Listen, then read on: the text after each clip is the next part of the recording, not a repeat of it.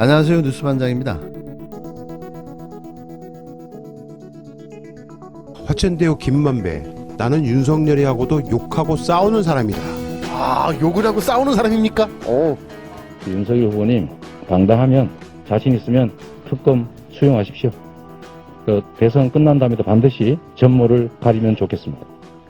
대도 아닌 무슨 부산저축은행이니 뭐니 다 집어넣어서 고발 사주까지 하라고 하지 않았습니까?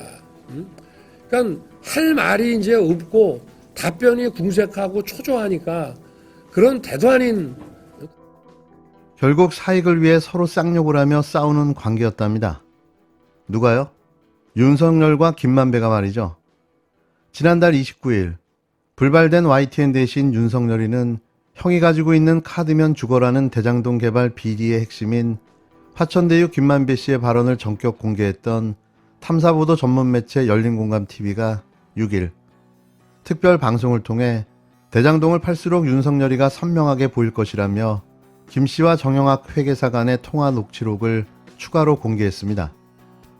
역시 국힘당 윤석열 후보의 이름이 구체적으로 언급된 내용으로 매체는 이날 나는 윤석열이하고도 욕하고 싸우는 사람이야라며 에이 땡땡땡땡땡땡 같은 소리 하네 이러면서 윤석열과 싸우는 사람이라고 정 회계사에게 건넸던 김 씨의 발언을 추가 폭로했습니다. 화천대유 김만배, 나는 윤석열이하고도 욕하고 싸우는 사람이다. 아, 욕을 하고 싸우는 사람입니까? 앞쪽에 삼촌이야? 아니야, 어디 바깥인데 그래 열심히 해, 응 열심히 해, 응 그래. 이거는 전화를 하고 있는 것 같아요. 녹취하는 동안에. 그 다음에 이제 정영학한테 김만배 씨가 나는 윤석열이하고도 싸우는 사람이야. 윤석열이 그 서슬퍼런 점점점 정영학이가 네. 그러니까 김만배가 에이 제가 읽을까요? 네, 읽어주세요. 점잖으신 분이니까 무슨 소리 하네 이러면서 응? 그러면서 형 판단이 항상 맞다. 네, 네. 이렇게 된 거죠.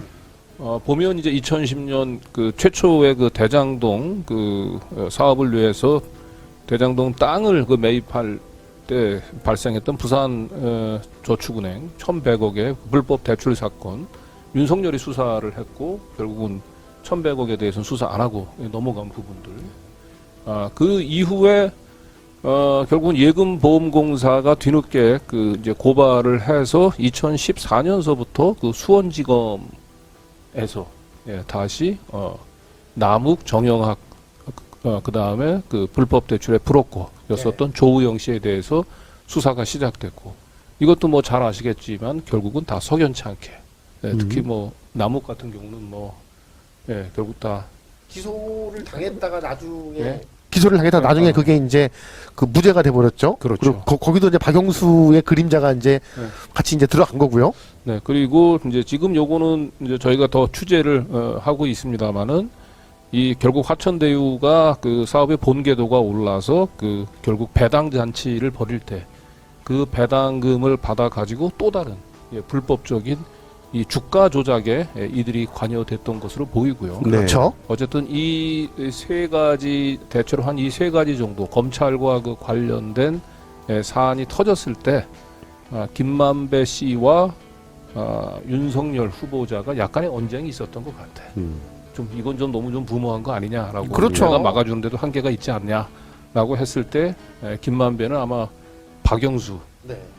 등의 힘을 믿고 아마 뚝심 있게 밀어붙였던 것 같고 결국은 작년에 민주당 경선 과정에서 대장동 게이트가 외부로 터져나오기 전까지만 해도 결국 김만배의 뜻대로 대장동 사업은 대박을 터뜨린 채 아주 성공적으로 네. 막을 내릴 수 있었던 상황이죠. 그 어간에 나눴던 대화로 보입니다. 네.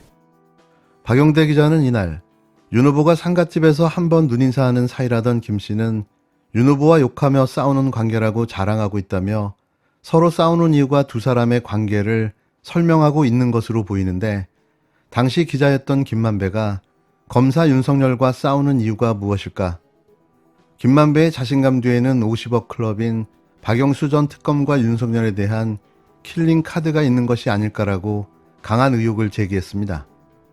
약점을 잡고 있으니 제 아무리 검사라고 해도 나도 할 소리를 당당하게 할 수 있다는 요지인데요.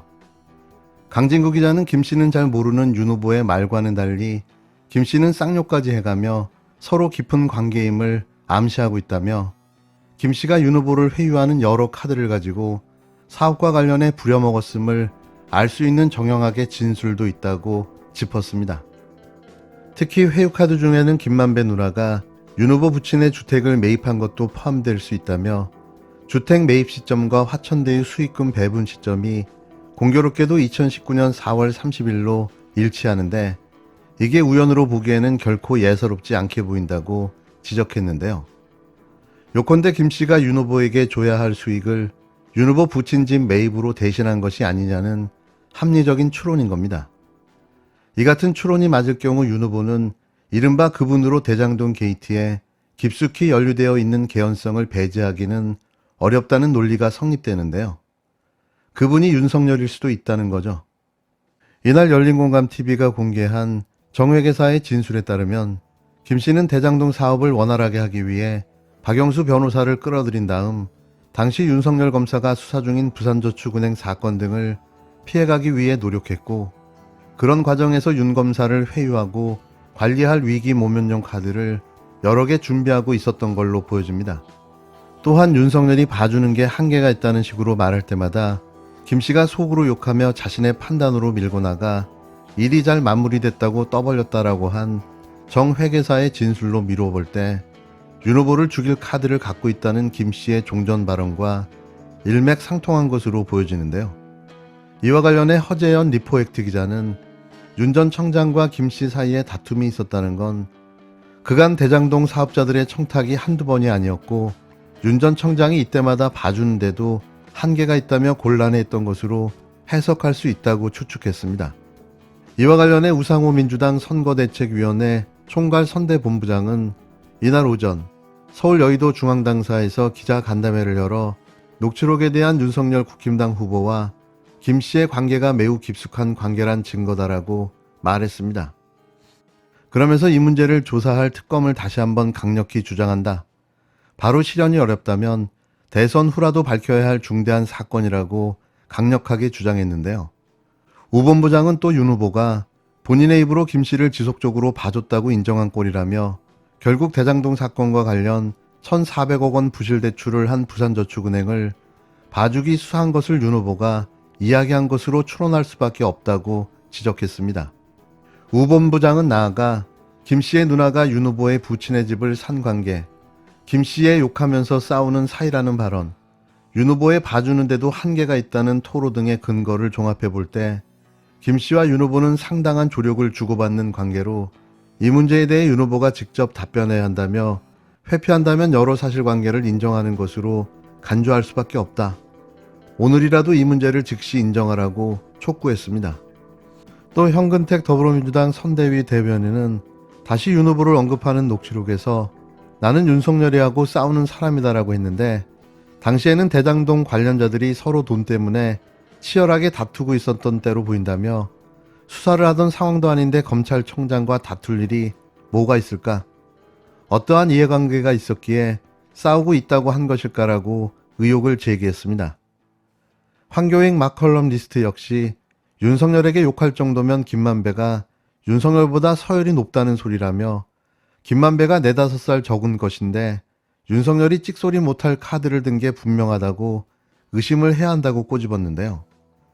이렇게 많은 구체적인 정황들이 속속 밝혀지고 있지만 검찰은 손을 놓고 아무것도 하지 않고 있습니다.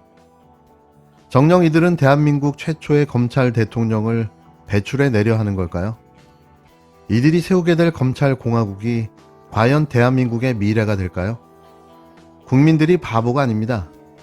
그럴 일은 절대 없을 겁니다. 지금 수사가 주가 조작이 있었느냐 없었느냐 누가 얼마를 해먹었느냐 이것만 지금 집중하잖아요. 이거 물론 중요합니다. 근데 더 중요한 거는 2013년도에 10년 전에 이 주가 조작이 있었냐고 경찰이 수사를 들어갔는데 내사를 들어갔는데 그게 왜 뭉개졌느냐. 그렇죠. 누가 뭉갰느냐. 2013년도에 2012년도에 김건희 씨와 윤석열 검사가 당시 특수부 부장검사가 결혼을 합니다. 결혼한 상태죠 이미. 1년 뒤에 경찰에서 내사를 하는데 이게 그냥 뭉개졌거든요. 그렇죠. 10년 전에는 죄가 안 됐는데 지금은 죄가 되는 거지 않습니까? 나머지 사람들은 왜 그때 누가 뭉갰느냐? 왜냐하면 주가 조작이라는 거는 매우 자본시장을 흔드는 중대한 범죄거든요. 이렇게 빠져나갈 수 있다는 선례를 자꾸 보여주면은 사실 주가 조작만큼 손쉽게 큰 돈을 벌 수 있는 방법 없거든요.